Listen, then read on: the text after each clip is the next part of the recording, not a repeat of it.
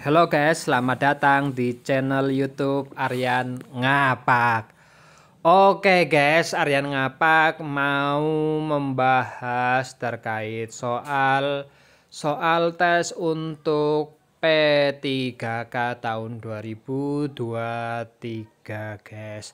Kalian sangat beruntung guys karena kalian melamar perencana ahli pertama. Selain tunjangannya lebih besar, kemudian tunjangan fungsionnya lebih besar, dan tentunya perencana ini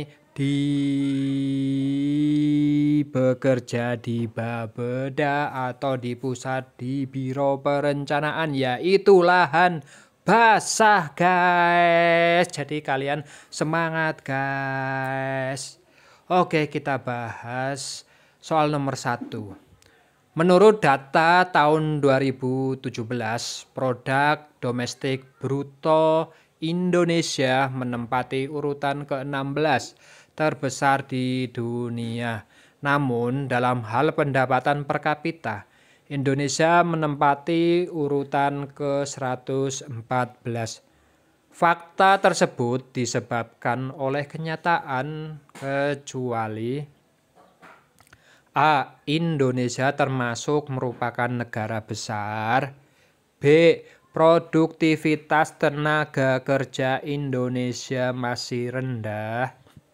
C. Indonesia memiliki kekayaan sumber daya alam yang melimpah. D. Tingkat pertumbuhan ekonomi Indonesia rendah. Jadi jawaban untuk nomor 1 yaitu D. Pertumbuhan ekonomi tingkatnya masih rendah. Lanjut ke soal nomor 2. Indikator yang sering digunakan untuk mengukur keterbukaan suatu perekonomian adalah A. Jumlah perusahaan asing yang ada di suatu negara. B. Perbandingan nilai ekspor atau impor terhadap PDB. C. Perbandingan net ekspor atau selisih antara ekspor dan impor terhadap PDB. D. Besar kecilnya utang pemerintah yang berasal dari luar negeri. Jadi indikator yang sering digunakan untuk mengukur keterbukaan suatu perekonomian adalah perbandingan nilai ekspor atau impor terhadap PDB. Jawaban yang benar adalah B. Pinter loh kan.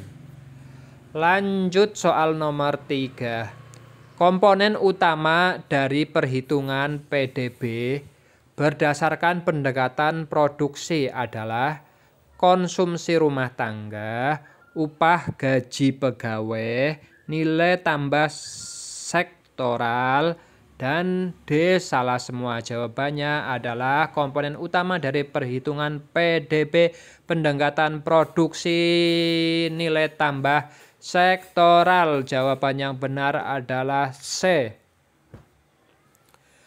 Lanjut soal ke nomor 4. Bagi suatu negara ataupun dunia, perdagangan internasional mempunyai kedudukan yang semakin penting dan dapat mempengaruhi pertumbuhan ekonomi.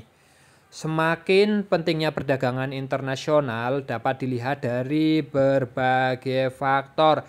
Ingat, kecuali A. Perbandingan ekspor terhadap PDB yang semakin meningkat. B. Perbandingan impor yang semakin meningkat terhadap PDB. C. Neraca transaksi berjalan net ekspor yang semakin seimbang. D. Pertumbuhan PDB dunia yang lebih rendah dibandingkan pertumbuhan ekonomi ekspor dunia. Jawabannya adalah C. Neraca transaksi berjalan atau net ekspor yang semakin seimbang. Jawabannya nomor 4 C. Lanjut soal nomor 5. Daya saing dalam perdagangan internasional bisa bersumber kepada biaya produksi atau keunggulan komparatif maupun keunggulan kompetitif. Berikut adalah sumber dari keunggulan kompetitif atau comparative advantage kecuali A. Kepemilikan faktor produksi dan intensitas faktor dalam produksi. B. Diferensiasi produk. C. Produktivitas tenaga kerja. D. Skala ekonomi. Jawabannya benar adalah A. Kepemilikan faktor produksi atau faktor endowment dan intensitas faktor intensity dalam produksi. Jadi jawaban nomor 5 adalah A. Lanjut ke soal nomor 6.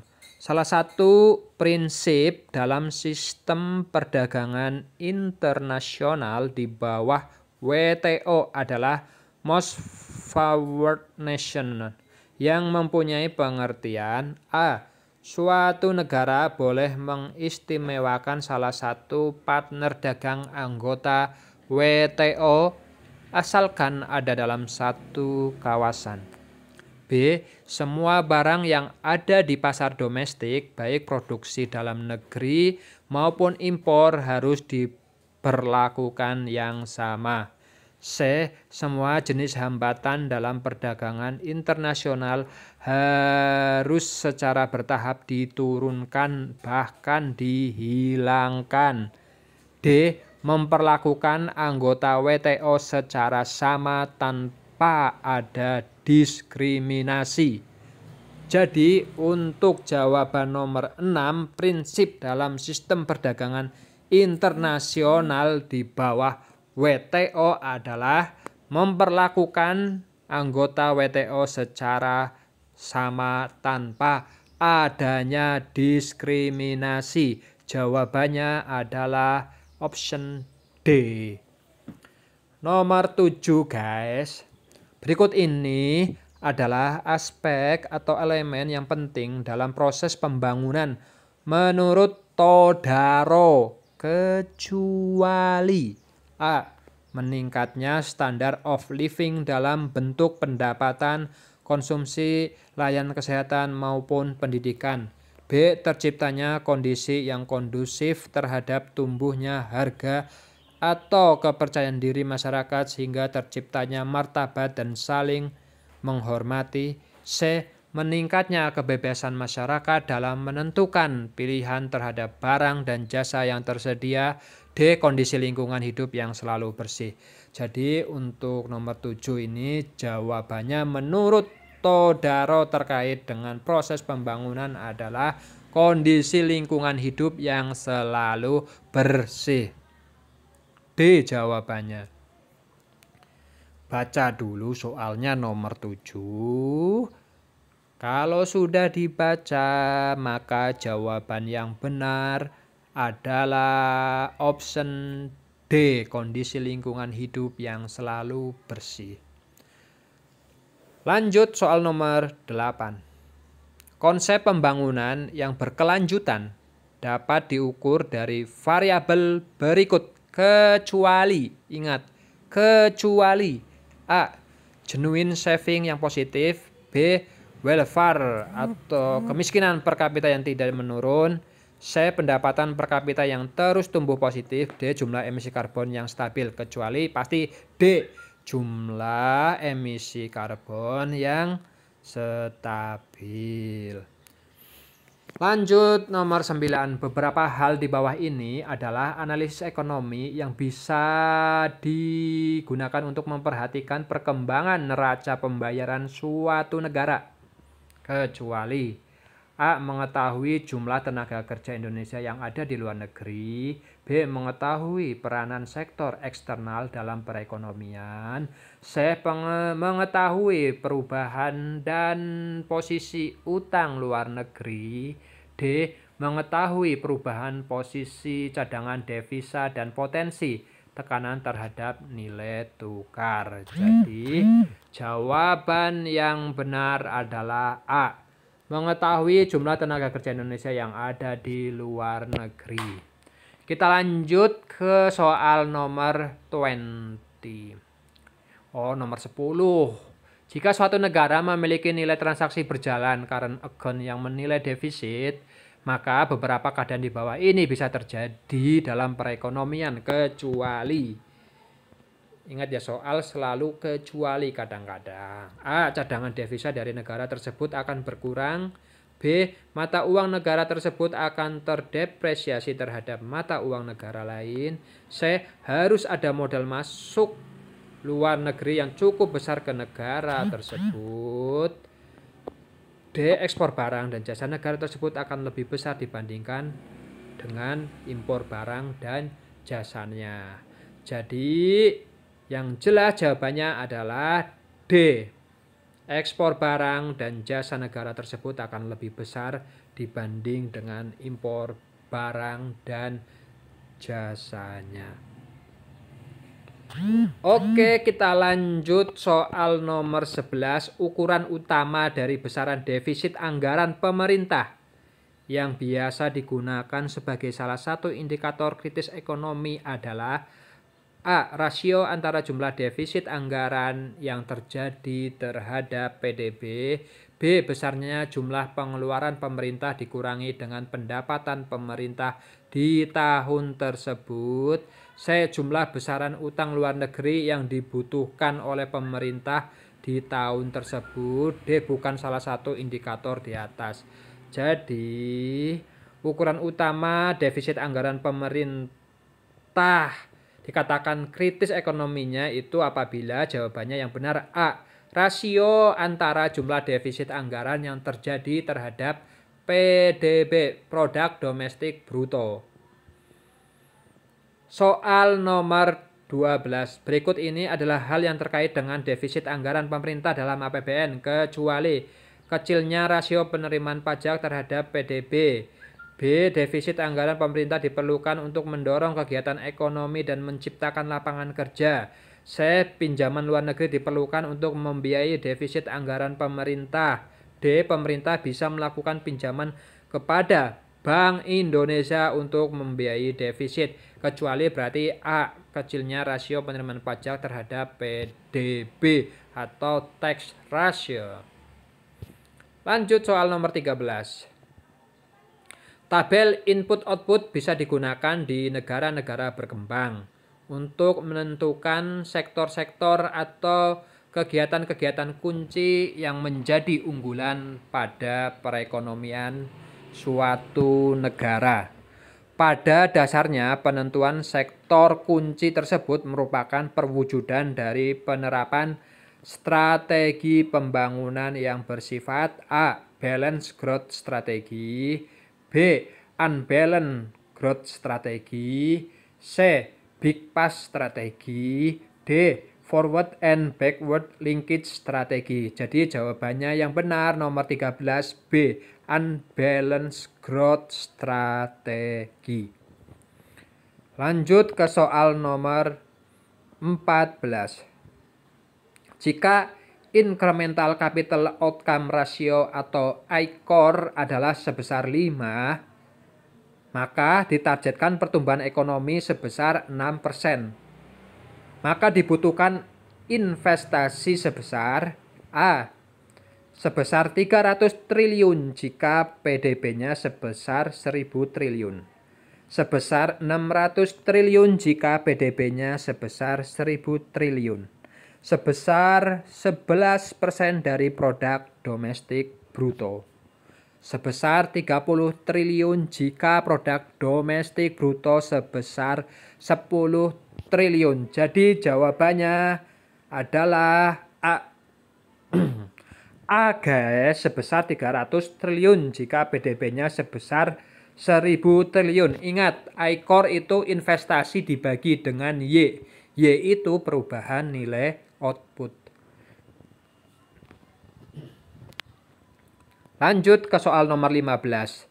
Di bawah ini merupakan beberapa kegunaan dari analisis tabel input-output ke dalam analisis perekonomian suatu daerah atau suatu negara, kecuali A. Mengetahui keterkaitan antara sektor dalam satu perekonomian. B. Menghitung besar output, employment, dan income multiplier. C. Dapat dijadikan landasan untuk merencanakan perekonomian hingga periode jangka menengah. D. Sebagai landasan untuk menghitung ketimpangan pendapatan antar rumah tangga yang ada di dalam perekonomian. Jawabannya adalah D. Sebagai landasan untuk menghitung ketimpangan pendapatan antara rumah tangga yang ada dalam perekonomian. Lanjut soal nomor 16. Jika diketahui nilai koefisien teknis dari sektor pertanian ke sektor industri sebesar 0,125,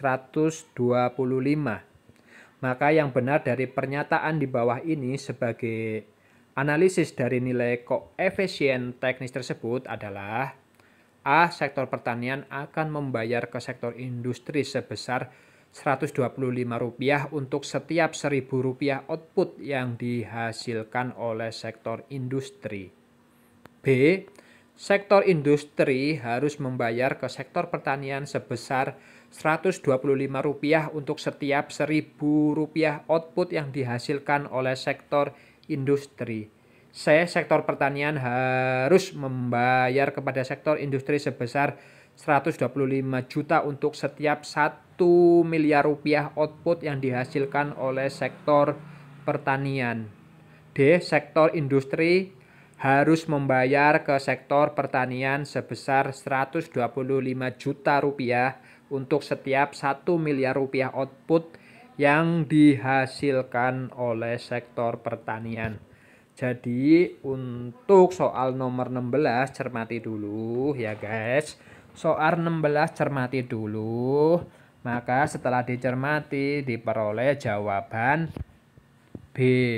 Sektor industri harus membayar ke sektor pertanian sebesar Rp125 untuk setiap Rp1.000 output yang dihasilkan oleh sektor industri. Soal nomor 17, 3 soal lagi guys. Tujuan utama dari penyusunan sebuah policy paper adalah A. Memberikan pertimbangan pada atasan untuk menyelesaikan suatu masalah kebijakan.